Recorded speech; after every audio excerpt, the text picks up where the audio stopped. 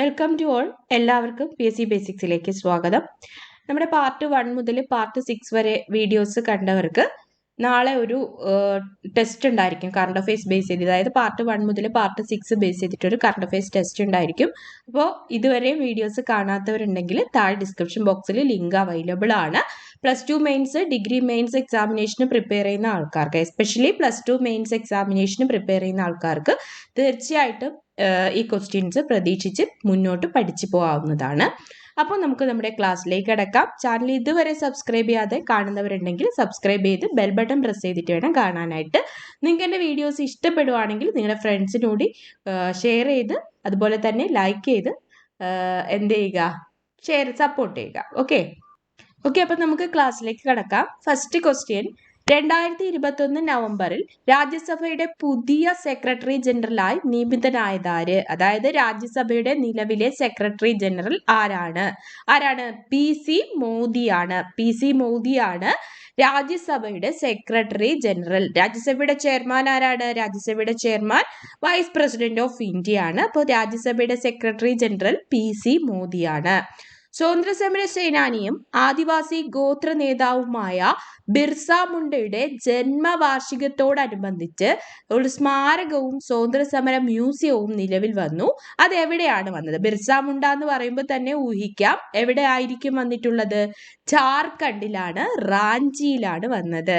സ്വാതന്ത്ര്യസമര സേനാനിയും ആദിവാസി ഗോത്ര നേതാവുമായ ബിർസ മുണ്ടയുടെ ജന്മവാർഷികത്തോടനുബന്ധിച്ച് സ്മാരകവും സ്വാതന്ത്ര്യസമര മ്യൂസിയവും നിലവിൽ വന്നു. ജാർഖണ്ഡിലെ റാഞ്ചിയിലാണിത് നിലവിൽ വന്നത്.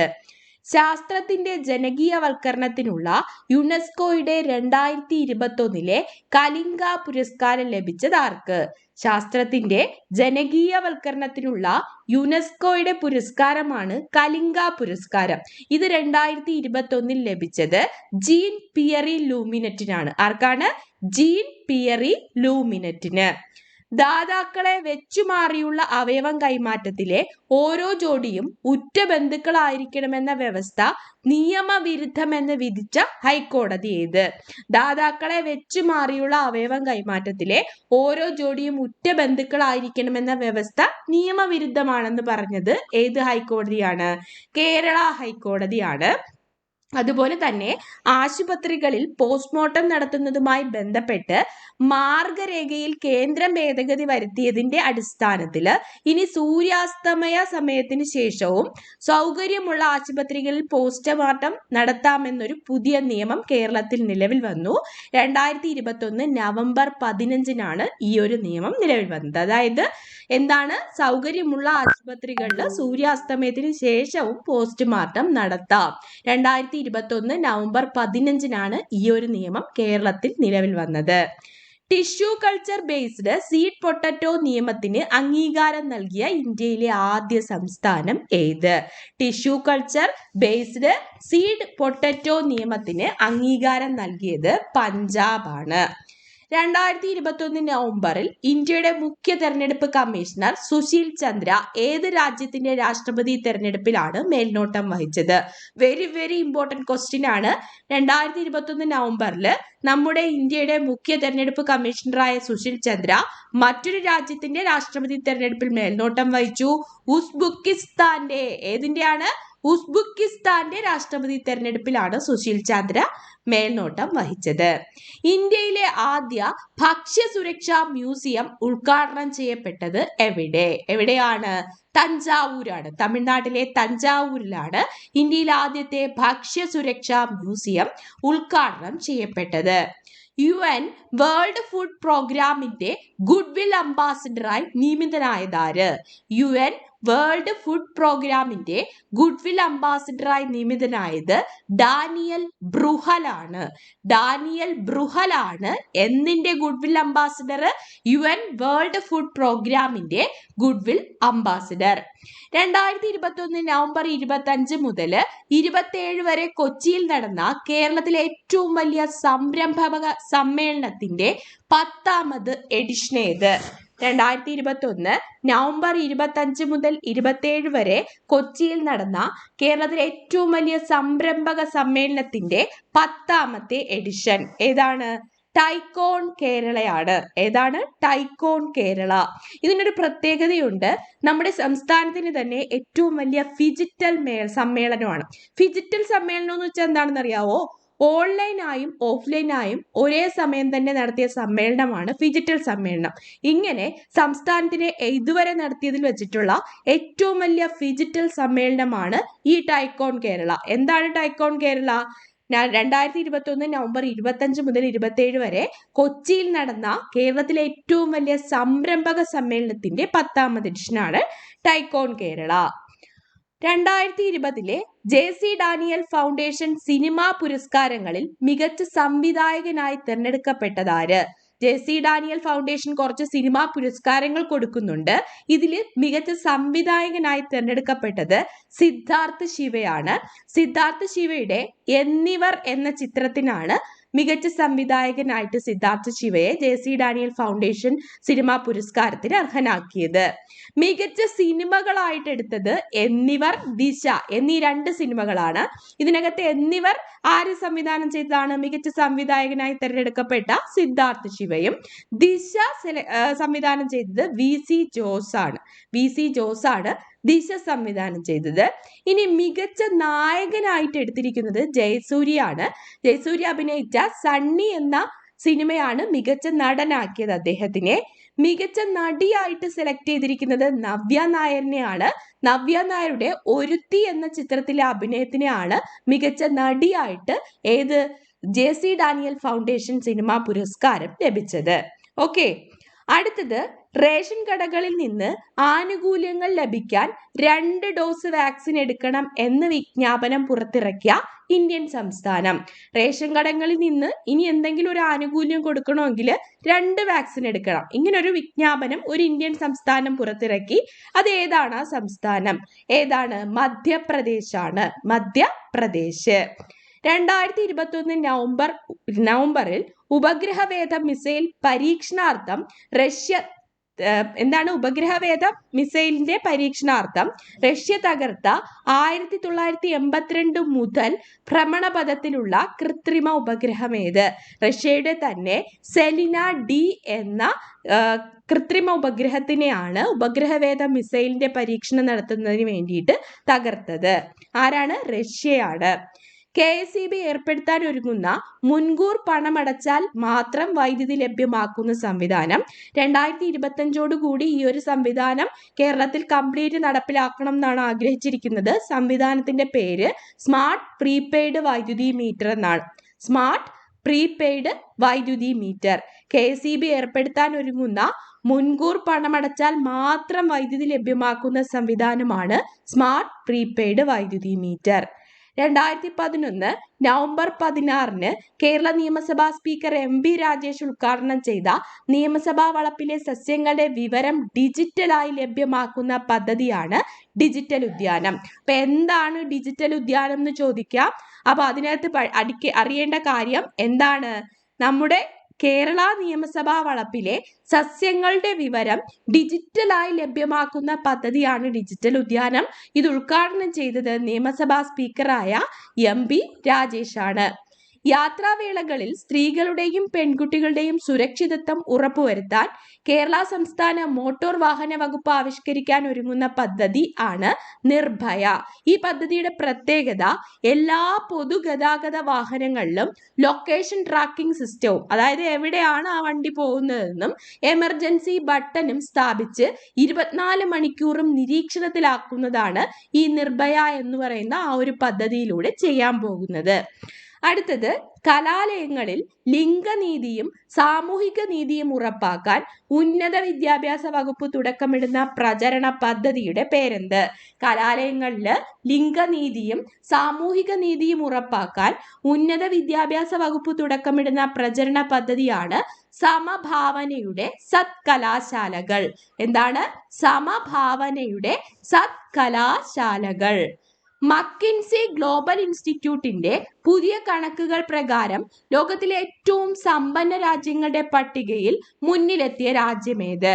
മക്കിൻസി ഗ്ലോബൽ ഇൻസ്റ്റിറ്റ്യൂട്ടിന്റെ പുതിയ കണക്കുകൾ പ്രകാരം ലോകത്തിലെ ഏറ്റവും സമ്പന്ന രാജ്യങ്ങളുടെ പട്ടികയിൽ മുന്നിലെത്തിയ രാജ്യം ഏതാണ്? അത് ചൈനയാണ്. അമേരിക്കയെ മറികടന്നിട്ടാണ് ഈ ചൈന മുന്നിലെത്തിയിരിക്കുന്നത്. ഈ മക്കിൻസി ഗ്ലോബൽ ഇൻസ്റ്റിറ്റ്യൂട്ട് എന്ന് പറയുമ്പോൾ സൂറിച്ചിനെ ആസ്ഥാനമാക്കി പ്രവർത്തിക്കുന്ന ഒരു ഇൻസ്റ്റിറ്റ്യൂട്ടാണ്. 2026 2020 ലോകകപ്പിന് വേദിയാകുന്ന രാജ്യങ്ങൾ ഏതൊക്കെ? വളരെ ശ്രദ്ധയോടെ പഠിക്കാനുള്ള കാര്യങ്ങളാണ്. 2026 2020 ലോകകപ്പിന് വേദിയാകുന്ന രാജ്യങ്ങൾ ഇന്ത്യയും ശ്രീലങ്കയുമാണ്. ഇനി 2024 അമേരിക്കയും വെസ്റ്റ് ഇൻഡീസുമാണ് 2020 ലോകകപ്പിന് വേദിയാകുന്നത്. അമേരിക്കയും വെസ്റ്റ് ഇൻഡീസും. 2026 ഇന്ത്യയും ശ്രീലങ്കയും. 2028 ഓസ്ട്രേലിയയും ന്യൂസിലൻഡുമാണ്. ഇനി 2030 ഇംഗ്ലണ്ടും അയർലൻഡും സ്കോട്ട്ലൻഡുമാണ്. 3 രാജ്യങ്ങളിലാണ് 2020 ലോകകപ്പ് നടക്കുന്നത്. അപ്പൊ ഒന്നും കൂടി പറയാം. 2024 അമേരിക്കയിലും വെസ്റ്റ് ഇൻഡീസിലും വെച്ച് നടക്കുന്നു. 26 ഇന്ത്യയിലും ശ്രീലങ്കയിലും, 28 ഓസ്ട്രേലിയയിലും ന്യൂസിലൻഡിലും, 30 ഇംഗ്ലണ്ട്, അയർലൻഡ്, സ്കോട്ട്ലൻഡ്. അടുത്തത് 2020 ഗ്ലോബൽ ബ്രൈബറി റിസ്ക് ഇൻഡെക്സിൽ ഇന്ത്യയുടെ സ്ഥാനം എത്ര? ഗ്ലോബൽ ബ്രൈബറി റിസ്ക് ഇൻഡെക്സിൽ ഇന്ത്യയുടെ സ്ഥാനം 82 ആണ്. 2020 ഗ്ലോബൽ ബ്രൈബറി റിസ്ക് ഇൻഡെക്സിൽ ഇന്ത്യയുടെ സ്ഥാനം 77 ആയിരുന്നു. നിലവിൽ എത്രയാണ്? 82 ആണ്. 2021 ഗ്ലോബൽ റിസ്ക് ബ്രൈബറി ഇൻഡെക്സിൽ 1-ാം സ്ഥാനത്തെത്തിയിരിക്കുന്ന രാജ്യം ഡെൻമാർക്കാണ്.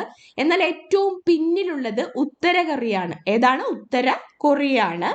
വ്യവസായ രംഗത്തെ അഴിമതി വിലയിരുത്തി അഴിമതി വിരുദ്ധ മാനദണ്ഡങ്ങൾ മുന്നോട്ട് വയ്ക്കുന്ന ട്രൈസ് എന്ന സംഘടനയാണ് അഴിമതിയുടെ അടിസ്ഥാനത്തിൽ 194 രാജ്യങ്ങളെ വിലയിരുത്തിയിട്ട് ഇങ്ങനെ ഒരു പട്ടിക തയ്യാറാക്കിയിരിക്കുന്നത്. അതിലാണ് ഇന്ത്യക്ക് എത്രാം സ്ഥാനം? 82-ാം സ്ഥാനം. 1-ാം സ്ഥാനത്ത് ഏതാണ്? ഡെൻമാർക്ക്. ഏറ്റവും പിന്നിൽ ഏതാണ്? ഉത്തര കൊറിയയാണ്. ഡിജിറ്റൽ ക്രിപ്റ്റോ കറൻസികളിലെ ഇടപാടുകൾ നിയമവിധേയമാക്കാൻ ക്രിപ്റ്റോ എക്സ്ചേഞ്ചുകളെ ഇ കൊമേഴ്സ് പ്ലാറ്റ്ഫോമുകളെ പോലെ ക്ലാസിഫൈഡ് ചെയ്യാനും ഇടപാടുകൾക്ക് സ്രോതസ്സിൽ നികുതി ഈടാക്കാൻ ഒരുങ്ങുന്ന രാജ്യമാണ് ഇന്ത്യ. അതായത് ഡിജിറ്റൽ ക്രിപ്റ്റോ കറൻസി ഇടപാടുകൾ വഴി നികുതി ഈടാക്കാൻ ഒരുങ്ങുന്ന രാജ്യമാണ് ഏത്? നമ്മുടെ ഇന്ത്യ. അന്താരാഷ്ട്ര ക്രിക്കറ്റ് കൗൺസിലിന്റെ പുരുഷ വിഭാഗം ക്രിക്കറ്റ് കമ്മിറ്റിയുടെ ചെയർമാനായി നിയമിതനായതാര്? അന്താരാഷ്ട്ര ക്രിക്കറ്റ് കൗൺസിലിന്റെ പുരുഷ വിഭാഗം ക്രിക്കറ്റ് കമ്മിറ്റിയുടെ ചെയർമാനായി നിയമിതനായത് സൗരവ് ഗാംഗുലിയാണ്. നമുക്കറിയാം നിലവിലെ BCCIയുടെ ചെയർമാനാണ് ആര്? സൗരവ് ഗാംഗുലി. ഇന്ത്യയുടെ അണ്ടർ-19 ക്രിക്കറ്റ് ടീമിലേക്ക് തിരഞ്ഞെടുക്കപ്പെട്ട മലയാളി താരം തിരുവനന്തപുരം സ്വദേശിയായ ഷോൺ റോജർ ആണ്. ഷോൺ റോജർ 5 വർഷത്തിനകം 20 ലക്ഷം പേർക്ക് തൊഴിൽ എന്ന ലക്ഷ്യത്തോടെ 2022 ജനുവരിയിൽ തുടക്കം കുറിച്ച കേരള സർക്കാരിന്റെ പദ്ധതി. 5 വർഷത്തിനകം 20 ലക്ഷം പേർക്ക് തൊഴിൽ എന്ന ലക്ഷ്യത്തോടെ 2022 ജനുവരിയിൽ തുടക്കം കുറിച്ച കേരള സർക്കാരിന്റെ പദ്ധതിയാണ് കേരള നോളജ് എക്കണോമി മിഷൻ. എന്താണ്? കേരള നോളജ് എക്കണോമി മിഷൻ എന്നത്. ലോക 2020 ക്രിക്കറ്റ് ബാറ്റ്സ്മാരുടെ പുതിയ റാങ്കിങ്ങിൽ 1-ാമതെത്തിയ താരം. ഇത് ഓരോ ടൈമിലും മാറി മാറി വരും. നിലവിൽ ആരെന്നാണ് ക്വസ്റ്റ്യൻ? ബാബർ അസം ആണ്. ബാബർ അസം പാകിസ്ഥാൻ ക്യാപ്റ്റനാണ്. ഇന്ത്യക്കാരനായ KL രാഹുൽ 6-ാം സ്ഥാനത്താണ് ഉള്ളത്. അടുത്ത ചോദ്യം, 725 പ്രകാശവർഷം അകലെയുള്ള വ്യാഴത്തേക്കാൾ വലിയ പുതിയ ഗ്രഹം കണ്ടെത്തിയ ഇന്ത്യൻ ഗവേഷണ സ്ഥാപനം. 725 പ്രകാശവർഷം അകലെയാണ് വ്യാഴം. ഇതിനേക്കാൾ വലിയ ഇതിനേക്കാൾ വലിയൊരു പുതിയ ഗ്രഹത്തിനെ ഇന്ത്യൻ ഗവേഷണ സ്ഥാപനം കണ്ടുപിടിച്ചിട്ടുണ്ട്. അത് ഏത് ഗവേഷണ സ്ഥാപനമാണ് കണ്ടെത്തിയത്?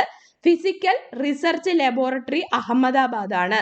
Physical research laboratory Ahmedabad. മഴയിൽ റോഡുകൾ തകരാതിരിക്കാനും റോഡിന്റെ ആയുസ് കൂട്ടാനുമായി കേരള ഹൈവേ റിസർച്ച് ഇൻസ്റ്റിറ്റ്യൂട്ടിന്റെ നേതൃത്വത്തിൽ ആരംഭിക്കുന്ന പുതിയ സംവിധാനമാണ് ക്ലൈമറ്റ് സെല്ല്. നമുക്കറിയാം മഴയെന്ന് പറയുമ്പോൾ തന്നെ ഒരു ക്ലൈമറ്റ് ആണ്. അപ്പോൾ ഈ മഴയിൽ റോഡുകൾ തകരാതിരിക്കാനും റോഡിന്റെ ആയുസ് കൂട്ടാനുമായിട്ട് കേരള ഹൈവേ റിസർച്ച് ഇൻസ്റ്റിറ്റ്യൂട്ട് നേതൃത്വത്തിൽ ആരംഭിക്കുന്ന പുതിയ സംവിധാനത്തിന്റെ പേരാണ് ക്ലൈമറ്റ് സെല്ല്. വായു മലിനീകരണം കുറച്ച് കാർബൺ വിമുക്ത നാളേക്കായി കേരള സർവകലാശാലയുടെ കീഴിലുള്ള കാര്യവട്ടം ക്യാമ്പസിൽ തുടക്കം കുറിച്ച പദ്ധതി. എന്താണ് പദ്ധതി? കാര്യവട്ടം ക്യാമ്പസിലാണ് പദ്ധതി തുടക്കം കുറിച്ചത്.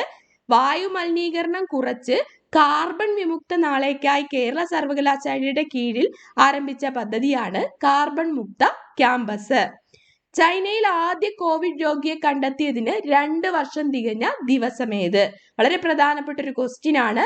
നവംബർ 17, 2021 ആദ്യമായിട്ട് ഒരു കോവിഡ് രോഗിയെ കണ്ടെത്തിയതിന്റെ 2 വർഷം തികഞ്ഞത്.